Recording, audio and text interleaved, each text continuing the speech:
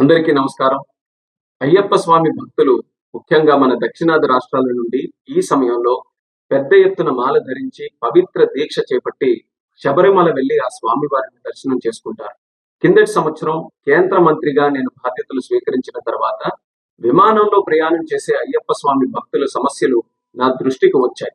వెంటనే భక్తుల సౌకర్యార్థం మా సెక్యూరిటీ రూల్స్ లో మార్పులు చేసి విరుముడి నేరుగా తమతో పాటు తీసుకుని వెళ్లే విధానం, ఆ మార్పులు మేము తీసుకొని వచ్చాం.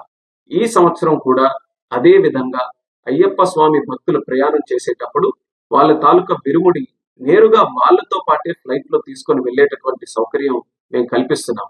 ఇది తక్షణం ఈ రోజు నుండి జనవరి 20 తేదీ వరకు అమల్లో ఉంటుంది. అంటే మండలం నుంచి మకర విలక్కు కాలం వరకు కూడా ఈ సౌకర్యం అయ్యప్ప స్వామి భక్తుల్ని దృష్టిలో పెట్టుకొని కల్పించడం జరుగుతుంది. ఈ కూటమి ప్రభుత్వం దేశ ఆచార సాంప్రదాయాలకు, భక్తుల మనోభావాలకు అత్యంత ప్రాధాన్యతనిస్తుంది. అందుకే ఎవరికి ఇబ్బంది కలగకుండా ఉండాలనే ఆలోచనతో భద్రతా నియమాలు పాటిస్తూ మా మినిస్ట్రీ ఆఫ్ సివిల్ ఏవియేషన్ ద్వారా ఈ నిర్ణయం మేము తీసుకున్నాం.